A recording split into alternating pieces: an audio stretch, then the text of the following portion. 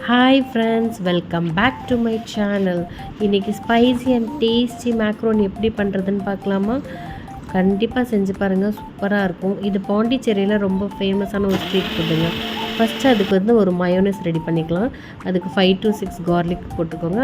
அது கூட அரை கிளாஸ் எண்ணெய், அரை கிளாஸ் பால், அப்புறம் உப்பு, அதை போட்டு நல்லா பேஸ்ட் மாதிரி அடைச்சி எடுத்துக்கோங்க.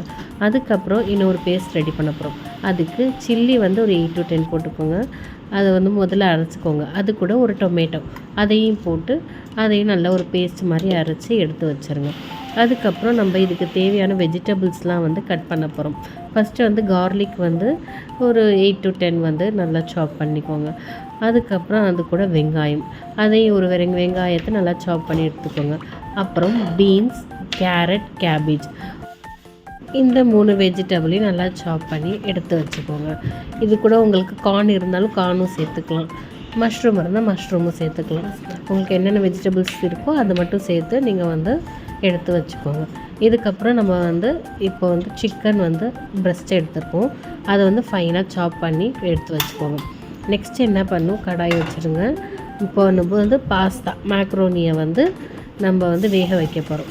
அதுக்கு பேன் வச்சுருங்க, தண்ணி ஊற்றிக்கோங்க. அதில் மேக்ரோனி போட்டுட்டு அது கூட எண்ணெய், உப்பு ரெண்டுத்தையும் போட்டு நல்லா வேக வச்சுருங்க. வேகினதுக்கப்புறம் தனியாக எடுத்து நம்ம ஃபில்டர் பண்ணி வச்சுக்கலாம்.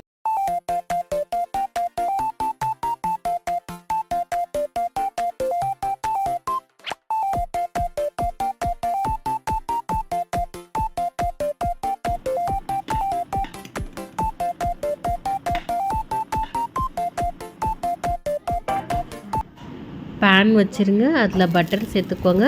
பட்டர் கரைஞ்சதுக்கப்புறம் நீங்கள் பூண்டு கட் பண்ணி வச்சுருந்தீங்களா அதை சேர்த்துக்கோங்க. நல்லா கோல்டன் ப்ரௌன் ஆகட்டும். அதுக்கப்புறம் ஒரு வெங்காயம் கட் பண்ணிங்களா அதையும் சேர்த்து நல்லா கோல்டன் ப்ரௌன் ஆகிற வரைக்கும் விடுங்க.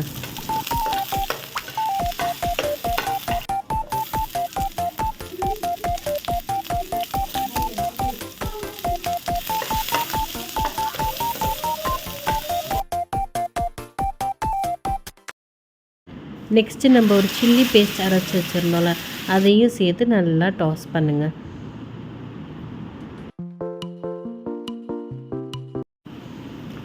இப்போது இதில் நம்ம சிக்கன் சேர்த்து நல்லா ஒரு பெரட்டுங்க.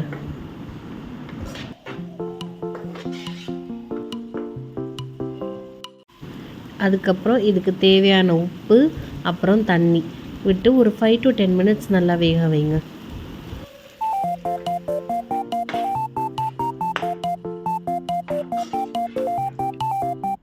இப்போ ஜாரில் கொஞ்சம் தண்ணி இருந்துச்சு, அதையும் சேர்த்து நல்லா டாஸ் பண்ணி ஒரு 10 minutes நல்லா வேக வச்சுட்டு அது கூட நம்ம கட் பண்ண வெஜிடபிள்ஸ்லாம் சேர்க்க போகிறோம்.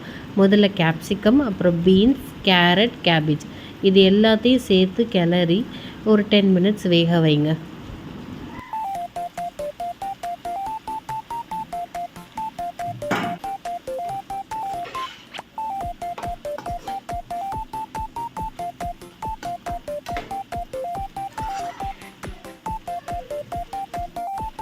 கெச்சப் சேர்த்து அதையும் நல்லா ஒரு கிளறுங்க.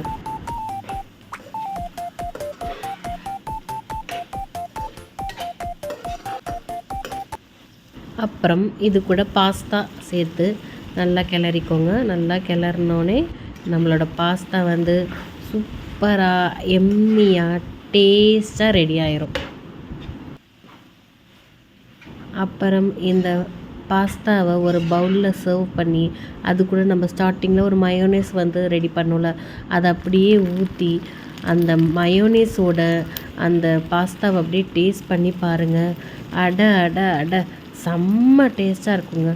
கண்டிப்பாக இந்த ரெசிபியை நீங்கள் ட்ரை பண்ணிவிட்டு எனக்கு கமெண்ட்ஸில் சொல்லுங்கள் எப்படி இருந்துச்சுன்னு சொல்லி. உங்களுக்கு இன்னும் ஏதாச்சும் ரெசிபி வேணுன்னா கமெண்ட் பண்ணுங்கள். அண்ட் சப்ஸ்கிரைப் பண்ணிக்கோங்க நம்ம சேனலை மறக்காமல். Thank you and bye.